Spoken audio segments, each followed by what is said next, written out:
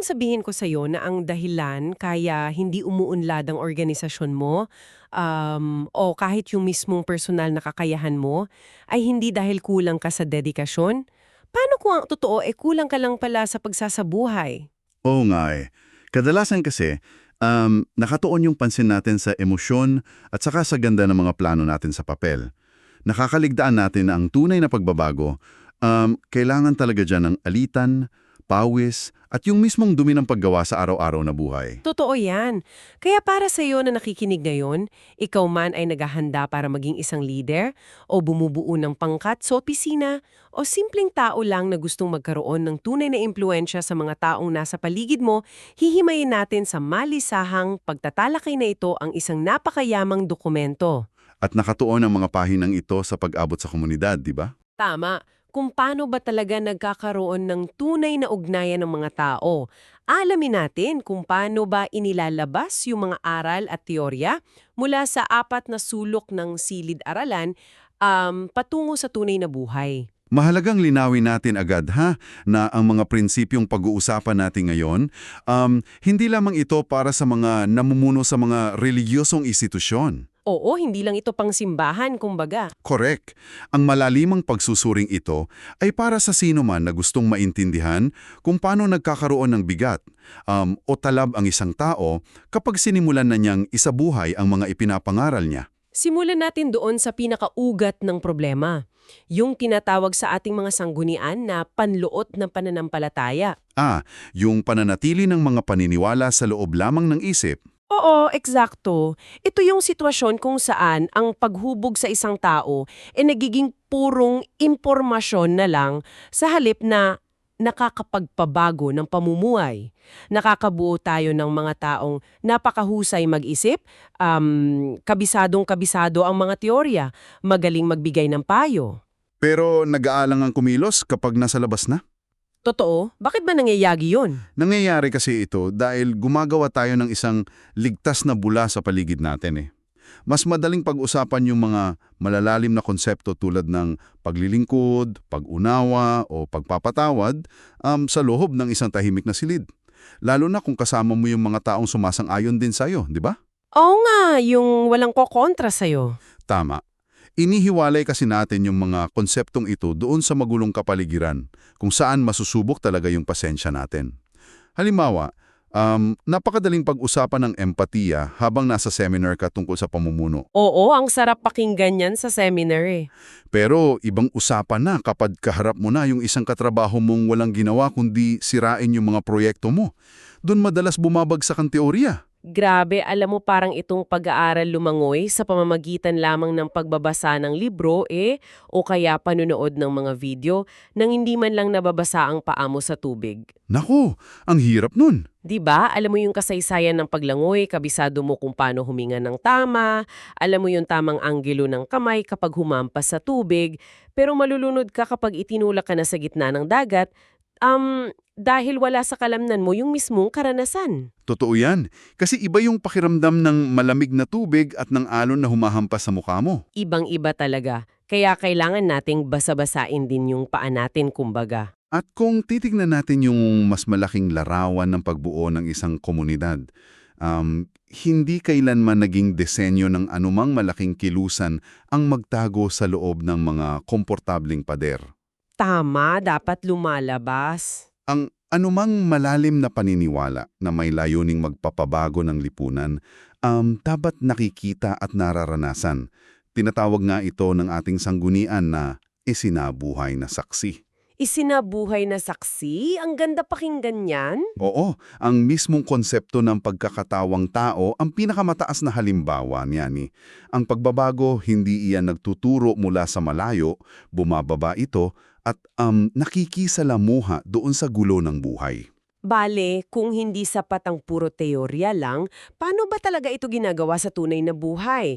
Paano ba itinuro ni Jesus yung kanyang misyon sa paraang hindi nakulon ang mga tagasunod niya sa pagbabasa lang ng mga kautusan? Yung gabay kasi na inilalatag ng ating mga dokumento, matatagpuan sa Aklat ng Mga Gawa, Kabanata 1, Talatang 8. May dalawang mahalagang prinsipyo rito na sumisira sa nakasanayan natin. Ano yung una? Una, ang kapangyarihan ay nauuna sa estratehiya. At pangalawa, tayo ay tinawag bilang mga saksi, hindi bilang mga magagaling na bida sa entablado na kailangang perpekto palagi. Alam mo yung pagiging saksi, nagtatanggal yan ng napakalaking bigat sa balikat natin eh. Paanong nagtatanggal ng bigat? Kasi kapag saksi ka, hindi mo kailangang maging eksperto na laging may sagot sa lahat ng tanong, di ba? Ikinukwento mo lang kung ano yung nakita at naranasan mo. Wala yung presyo na kailangang ang galing-galing mo. Correct, tama yun. Pero ang talagang nagpaisip sa akin sa bahaging ito ay yung heograpiya ng misyon. May binanggit na malinaw na direksyon eh. Mula Jerusalem, patungong Judea, papuntang Samaria hanggang sa dulo ng daigdig. Sinasabi ng sanggunian na hindi lang ito simpleng mapa para sa paglalakbay. Oo, hindi lang ito literal na paglipat ng lugar. Bale, unti-unti pala itong paglawak ng ating kakayahan, humarap sa hindi pamilyar. Eksakto. Kasi yung Jerusalem, yan ang pinakakomportable sa iyo. Ito yung pamilya mo, mga malalapit mong kaibigan, sarili mong kultura na naiintindihan ka kahit hindi ka na magsalita. Parang nasa bahay ka lang. Oo. Tapos yung Judea naman, ito yung mga kalapit na lugar, medyo pamilyar, pero nangangailangan na ng konting pagsisikap para marating at makipagbagay. Pero pagdating sa Samaria, biglang nag-iiba ang usapan at tumataas ang tensyon dyan. Teka. May anoong naistutulan dito, ha? Naiintindihan ko yung pagtawid sa Judea. Kailangang makisalamuha sa mga taong medyo iba sa atin para lumawak yung pananaw natin. Pero yung Samaria, Anong problema doon sa Samaria? kasi sa kasaysayan na pinanggalingan ng tekstong iyon, ang mga Samaritano ay itinuturing ng mga kaaway, di ba? May daan-daang taon silang malalim na hindwaan eh. Totoo. Napakalalim ng galit nila sa isa't isa noon. Kaya kung dadalhin natin ito sa kasalukuyang panahon, ang Samaria ay maaring yung paksyon sa opisina na laging bumabatiko sa atin o kaya yung mga taong may ganap na kasalungat na pampulitikang paniniwala. Mahirap nga namang lapitan ng mga iyan. 'Di ba? Bakit ko naman lalapitan at pagbubuhusan ng oras yung mga taong tahasang sumasalungat sa akin? Hindi ba't mas logical at mas epektibo na iwasan na lang sila at ilaan ng enerhiya ko sa mga taong bukas makinig? Magandang punto yun. Kung ang layunin mo lamang ay mapanatili yung kapayapaan sa isip mo at umiwas sa sakit ng ulo, mas lohikal nga namang umiwas na lang. Oo, para iwas stress na lang, di ba? Pero yung pagtawid kasi sa Samaria, hindi ibinigay para sa pansariling kaginhawaan. Sadyang inilagay yan dahil ang tunay na misyon ay palaging sinusubok at binabanat ang kakayahan nating magmahal ng lampas sa kung ano yung natural sa atin. Grabe, nakakapanindig balahibo iyon. Kasi kung hindi natin kayang ibaba ang ating mga sandata at makipag-ugnayan sa mga taong itinuturing nating kasalungat sa sarili nating paligid, paano natin aabutin ang mga taong nasa dulo pa ng daigdig, di ba? Ang Samaria ang naguhubad ng mga prehisyo natin. Ibig sabihin pala, ang tunay na paglago ay nangyayari eksakto doon sa lugar kung saan nararamdaman natin yung pinakamalaking pag-aalinlangan. Tama ka dyan. Kaya pala napakadaling sabihin na tawirin natin yung mga personal nating Samaria, pero sa totoong buhay, nakakapanginig ng tuhod yan eh. Kung wala kang maayos na kasanayan, aatras at aatras ka talaga sa unang senyales pa lang ng hindi pagkakasundo. Oo, dahil nakakatakot talaga sa umpisa. Siguro kaya hindi basta hitinulak ni Jesus ang mga tagasunod niya sa labas, di ba? May ginamit siyang napakalinaw na proseso para unti-unti nilang makasanayan yung takot. At diyan napapasok yung 5 hakbang na modelo ng paghubog. Ito yung tinatawag na pagkatuto habang kumikilos. Yung learning by doing. Correct.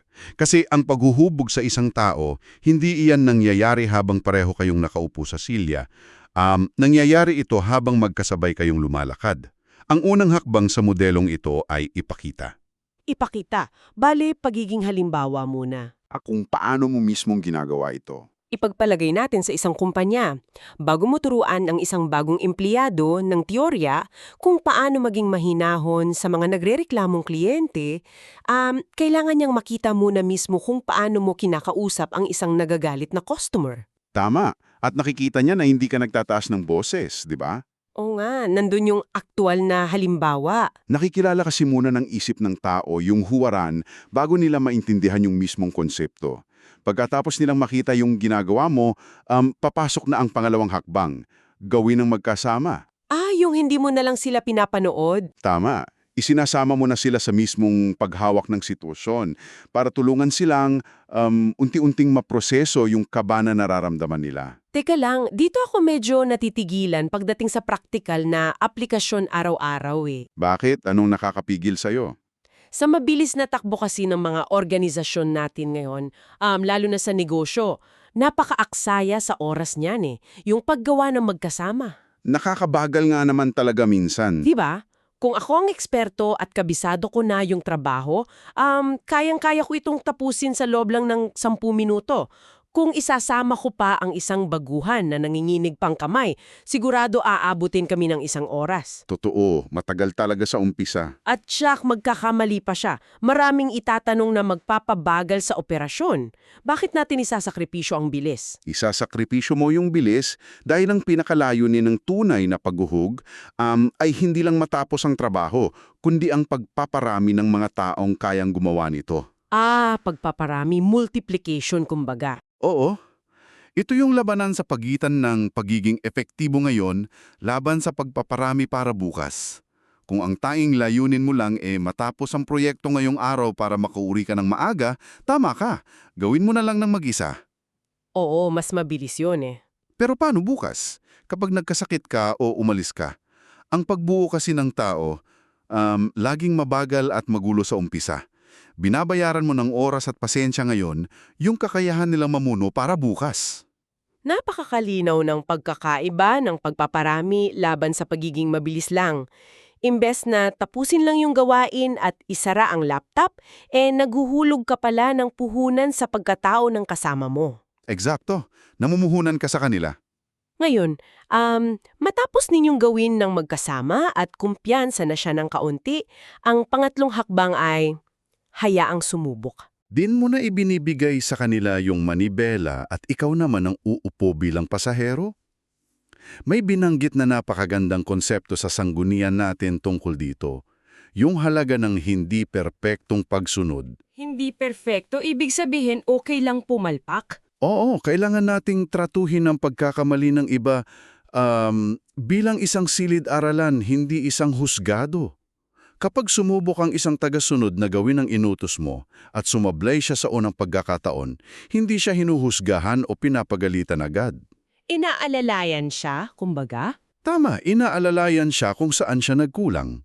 Kapag naramdaman kasi ng isang tao na may espasyo para magkamali nang hindi mapaparusahan ng matindi, doon lumilitaw yung tunay nilang lakas ng loob na mag-isip ng mga bagong solusyon. O nga nawawala yung takot mag-eksperimento? At agad-agad pagkatapos nilang sumubok at magkamali, kailangan pumasok ang ika-4 na hakbang, pagnilayan.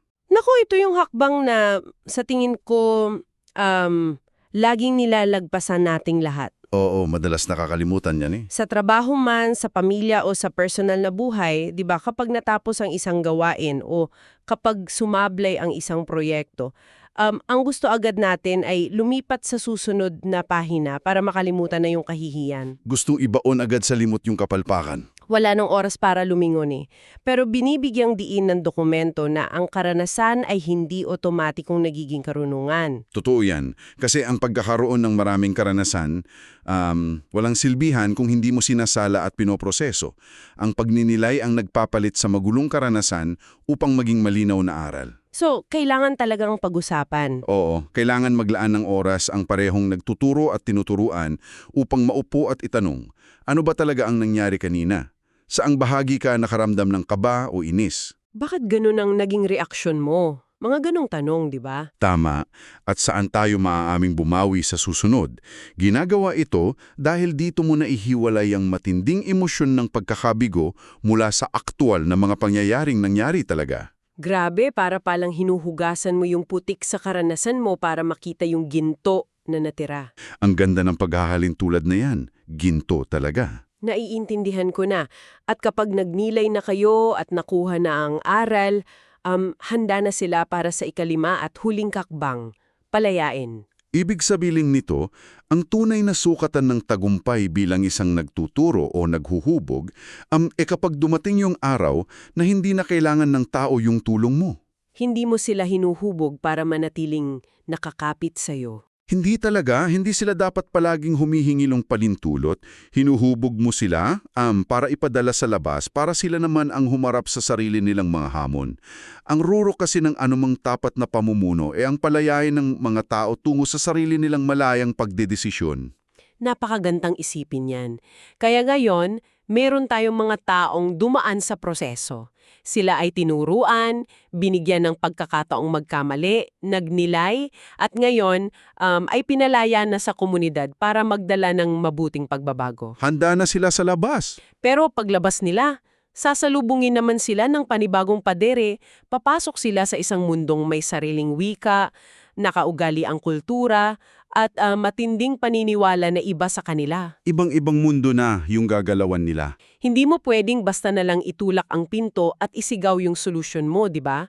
Dito inilalatag ng sanggunian ang matinding kahalagahan ng pakikinig at kamalayan sa kultura. Oo, kasi kahit gaano kabuti yung intensyon mo o katama yung dala mong mensahe, wala itong mararating kung hindi mo na iintindihan ang kalagayan at kasaysayan ng mga taong nakikinig sa'yo. Bale, masasayang lang yung pagod mo. Tama. Ayon kasi sa ating dokumento, ang pagpapahayag ay dapat palaging tapat sa orihinal na kahulugan ng mensahe, ngunit angkop at lapat sa araw-araw na karanasan ng kausap mo. Pinag-aralan ko ng maigi yung halimbawang ibinigay nila tungkol sa tapat ngunit angkop na iyan. Ginamit nilang halimbawa yung nangyari kay Pablo nang pumunta siya sa Atenas. Napakagandang halimbawa niyan. Pagdating niya kasi sa lugar na iyon, na sentro ng pilosopiya at karunungan noong panahon na iyon, nakita niyang ang lungsod ay puno ng mga rebulto at iba't ibang Diyos.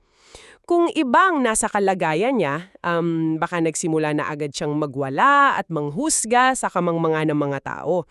Pero para sa Pablo, inisipin niya muna kung ano ang may pagkakahugay. Baka sinabihan niya agad silang mali yung ginagawa nila. Oo, pero naging mapag-obserba muna siya.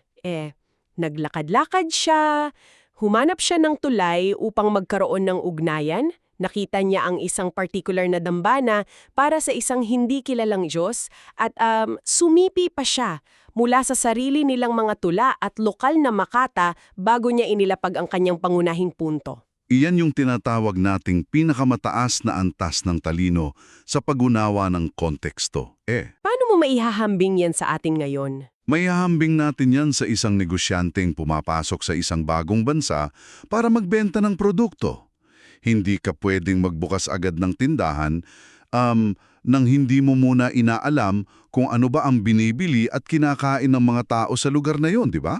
Oo nga, kailangan alamin mo muna ang market mo. Correct? Hindi siya nagsimula sa pagtuligsa sa mga nakita niya. Nagsimula siya sa paghahanap ng koneksyon kung saan sila maaaring magkasundo.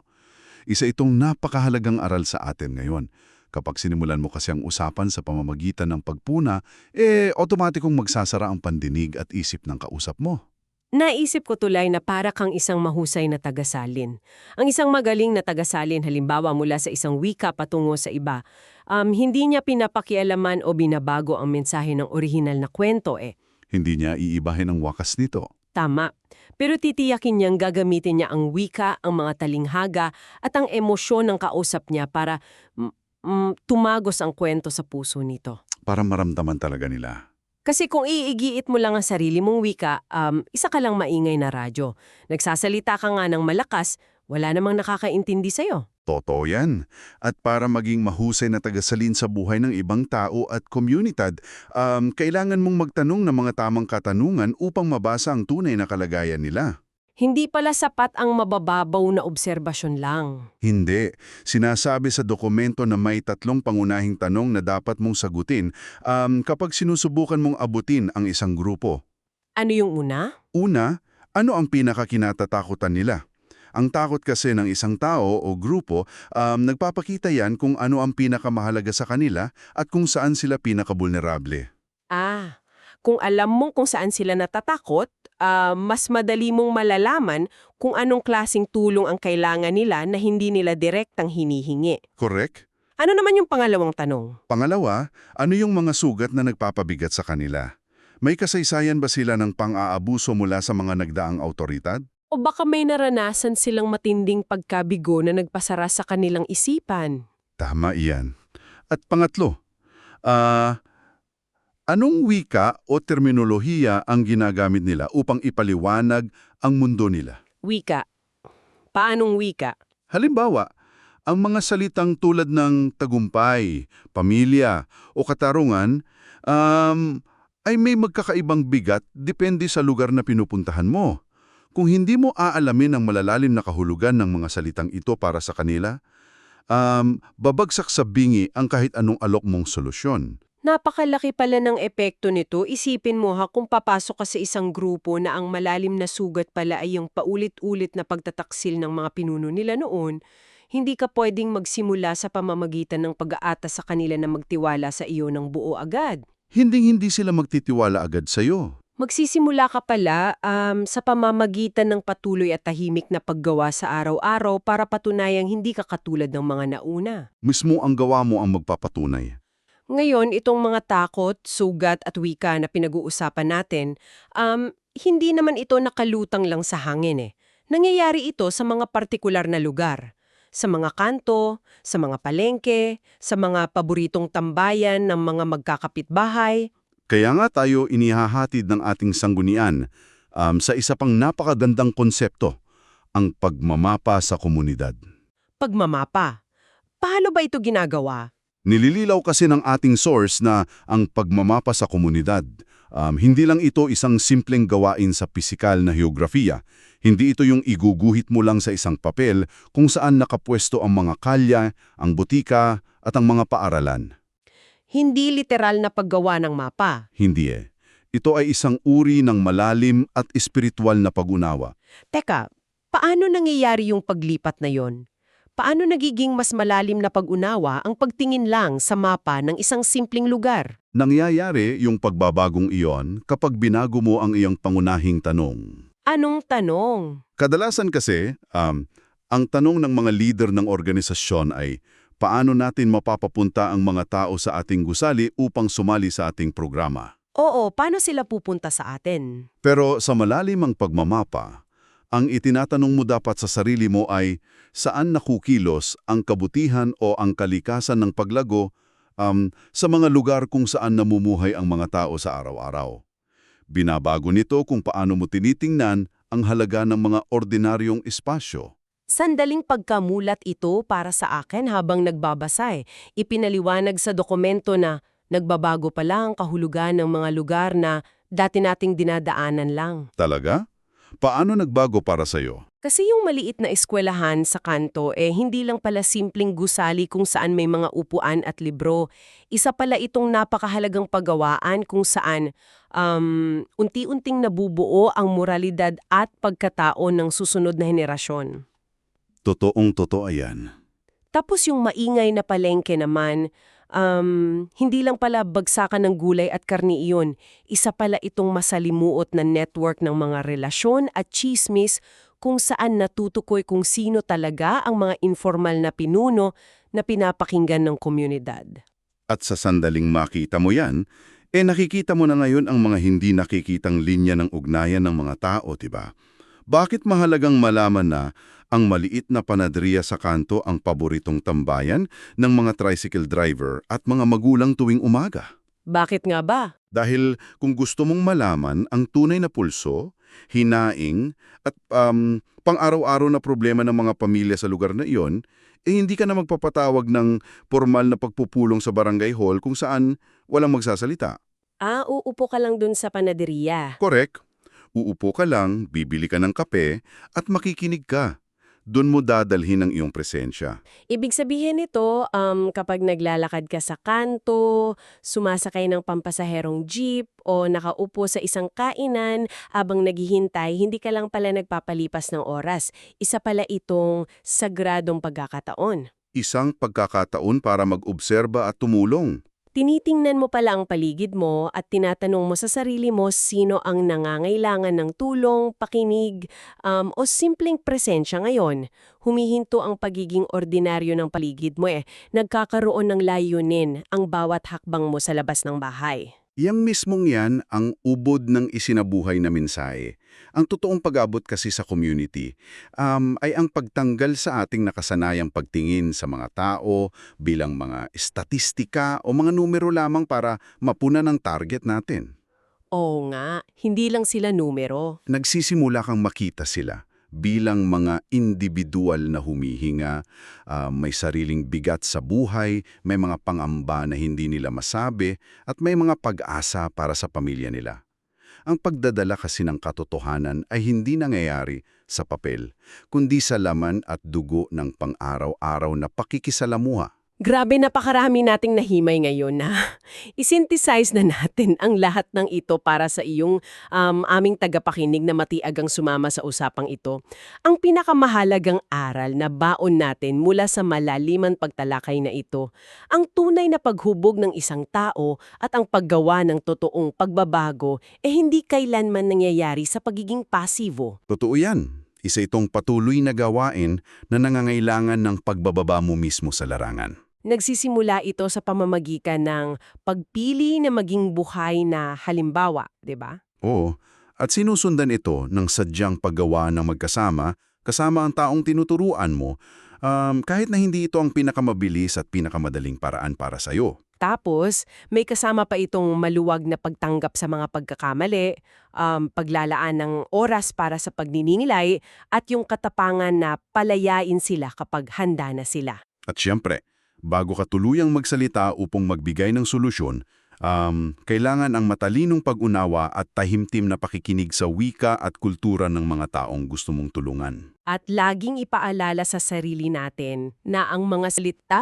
gaano man kahusay ang pagkakasulat nito, o gaano man katama at kaperfekto ang teorya nito, mananatiling walang bisa kung hindi ito ginagawang totoo sa paningin at pakiramdam ng mga taong nakapaligid sa atin. Kailangan talaga nating isabuhay ang mensahe. Kapag ginagawa nating isabuhay ang lahat ng mga prinsipyong ito sa ating pang-araw-araw na pag-ikot, hindi lang natin nababago ang paraan ng ating pamumuno o pag-abot sa iba. Pati ba tayo? Oo, ang totoo niyan, unti-unti rin natin nababago ang ating mismong pagkatao sa proseso. Tiyak na lalago tayo. Bago tayo tuluyang magtapos, gusto kong mag-iwan ng isang malalim na katanungan para sa'yo.